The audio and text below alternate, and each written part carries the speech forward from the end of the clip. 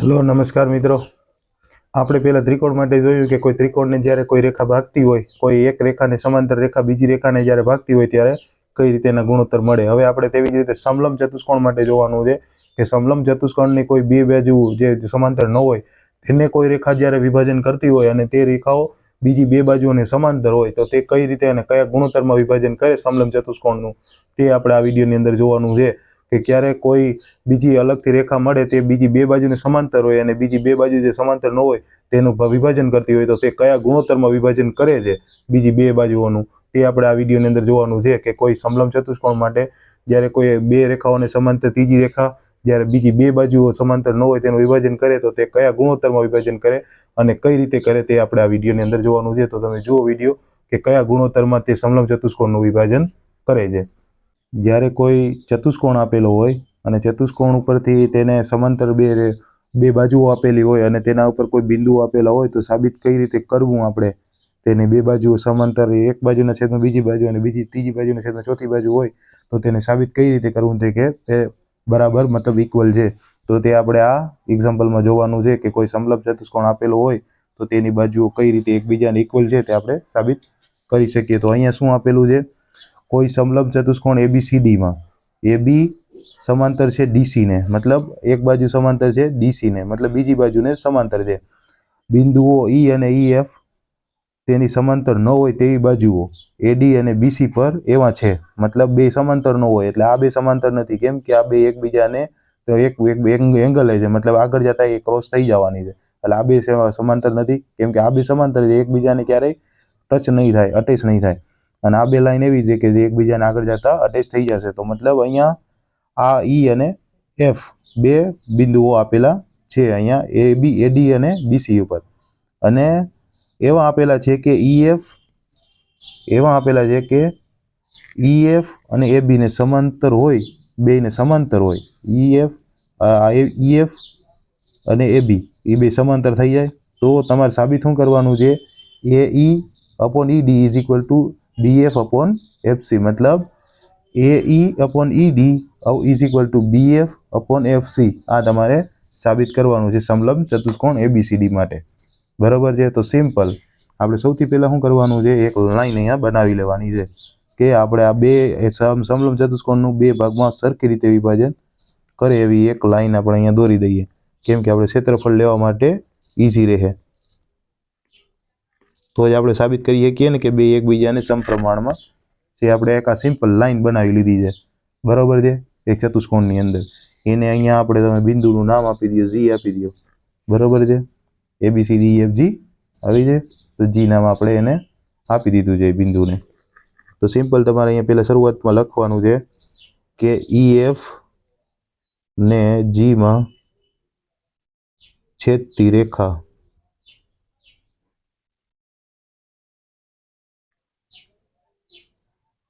AC દોરો, કેમ કે મેં દોરી દીધી છે એટલે હું તો લખું છું તમને સમજાય એના માટે કે EF ને Gમાં છેદતી રેખા એક AC દોરો કે આપણે દોરી દીધી છે। હવે શું છે આપણે આપેલું શું છે, AB સમાંતર છે DC ને, આવું તો આપણે રકમમાં મતલબ સંજ્ઞામાં જ આપેલું છે કે AB છે એ સમાંતર છે DC ને અને EF સમાંતર છે AB ને, કેમ કે આ EF છે એ સમાંતર AB ને થવાની જ છે, EF છે એ, બરોબર છે। તેથી આ બે ની અંદર કોમન શું છે, AB કોમન છે કે AB DC ની સમાંતર છે અને AB EF ની સમાંતર છે, તો મતલબ કહેવાનું શું છે કે EF છે ને એ DC ને પણ સમાંતર થાય કેમ કે એકબીજાની પરસ્પર હોય। આ રીતે હું તમને લખી દઉં છું, કોઈ એક રેખા ને સમાંતર રેખાઓ પરસ્પર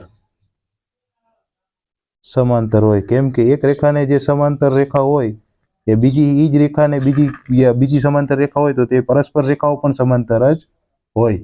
આપણે અહીંયા સિમ્પલ કહી દઉં ને AB સમાંતર છે DC ને અને EF સમાંતર છે AB ને, તો આમાં AB ને તો બે સમાંતર છે તો AB ને બે સમાંતર હોય એ બે રેખાઓ એકબીજાને પણ સમાંતર હોય તેવું અહીંયા મેં તમને કહી દીધું, મતલબ તમને સમજાય તો તમને સમજવામાં ઈઝી પડે એના માટે અહીંયા લખ્યું છે, તમારે લખવાની કઈ જરૂર નથી। હવે ત્રિકોણ એડીસી માં ઈજી સમાંતર છે ડીસી ને, કે મતલબ ઈજી છે, ઈજી એ સમાંતર ડીસી ને થાય. આ લાઈન ટૂંકી છે મતલબ લાઈન સમાંતર તો છે જ ને, ઈ સમાંતર છે તો આ ઈજી વાળી લાઈન છે એ ડીસી ને સમાંતર થાય. આ ત્રિકોણ એડીસી ની વાત થઈ છે આપણે, એડીસી આ ત્રિકોણની, બરોબર છે. તો ઈજી ઇઝ ઇક્વલ ટુ મતલબ સમાંતર ડીસી. હવે આપણે શું કરીએ, A E upon ED is equal to AG upon GC. આપણે આ રીતે લઈ શકાય. આ મેં કઈ રીતે લીધું એ તમને કહી દઉં. તો સૌથી પહેલા એને હાવ ઇઝી અને સિમ્પલ કીધું. આપણે પહેલા થેલ્સનો પ્રમેય જોયો હતો, બરોબર છે. થેલ્સના પ્રમેય પ્રમાણે શું છે કે એક બાજુની છેદમાં બીજી બાજુ ઇઝ ઇક્વલ ટુ ત્રીજી બાજુ છેદમાં ચોથી બાજુ. આપણા થેલ્સના પ્રમેય પ્રમાણે છે, બરોબર છે. થેલ્સના પ્રમેય મુજબ આ રીતે લઈ શકાય ને, કેમ કે એ ઈ અપોન ઈડી એજી અપોન જીસી આ થેલ્સનો પ્રમેય છે, સિમ્પલ. આપણે થેલ્સનો પ્રમેય જોયો હતો કે થેલ્સના પ્રમેય પ્રમાણે એક બાજુની છેદમાં બીજી બાજુ ઇઝ ઇક્વલ ટુ ત્રીજી બાજુના છેદમાં ચોથી બાજુ. થેલ્સનો પ્રમેય છે. એ જ રીતે ત્રિકોણ એબીસી પરથી આપણે સિમ્પલ આ થેલ્સનો પ્રમેય આપણે ત્રિકોણ એડીસી માં યુઝ કર્યો, એવી જ રીતે એબીસી માં યુઝ કરીએ તો AG upon GC is equal to BF upon FC. આ પણ સેમ ટુ સેમ થેલ્સના પ્રમેય મુજબ. આને સમીકરણ 1 કયો, સમીકરણ 2 કયો. સિમ્પલ થઈ ગયું. થેલ્સના પ્રમેય મુજબ એબીસીમાં મતલબ એક બાજુના છેદમાં બીજી બાજુ ઇઝ ઇક્વલ ટુ ત્રીજી બાજુના છેદમાં ચોથી બાજુ. આપણે આ સિમ્પલ છે થેલ્સનો પ્રમેય. તેથી સમીકરણ 1 અને 2 પરથી હવે આપણે આની અંદર તમે જુઓ તો બરોબર છે. આની અંદર કોમન શું છે, બરોબર છે. સિમ્પલ તમે જુઓ તો આની અંદર તમને જોતા જ ખબર પડે કે આની અંદર થોડુંક સિમ્પલ વસ્તુ શું છે બેમાં, તો કે એજી અપોન જીસી અહીંયા શું છે એજી અપોન જીસી, અહીંયા પણ AG upon GC. AG upon GC is equal to FC upon BF upon FC, અહીંયા એઈ અપોન ઈડી. તો બે આપણે અહીંયા પહેલા જ આપણે નક્કી કર્યું હતું એકબીજાને જ્યારે પરસ્પર હોય કોઈ એક રેખા તો બીજું એને ઓટોમેટિક બે સમતલ રેખાઓ એકબીજાને પરસ્પર બીજી બે રેખાઓ હોય જ. તો આ એજી અને એજી વાળા પદને બે સમાંતર છે તો A E upon ED is equal to BF upon FC. તો આપણે અહીંયા સાબિત કરવા એફસી, તો આપણે અહીંયા સાબિત કરવાનું હતું A E upon ED is equal to BF upon FC. તો આ સિમ્પલ આપણે અહીંયા સાબિત કરી દીધું A E upon ED is equal to BF upon FC. તો કોઈ પણ સમલંબ ચતુષ્કોણ જ્યારે આપેલો હોય તો તેને કઈ રીતે આપણે સાબિત કરવું કે એક બાજુની છેદમાં બીજી બાજુ હોય તો ત્રીજી બાજુના છેદમાં ચોથી બાજુ એને ઇક્વલ હોય તો તે આપણે સાબિત કરી દીધું કોઈ સમલંબ ચતુષ્કોણ માટે.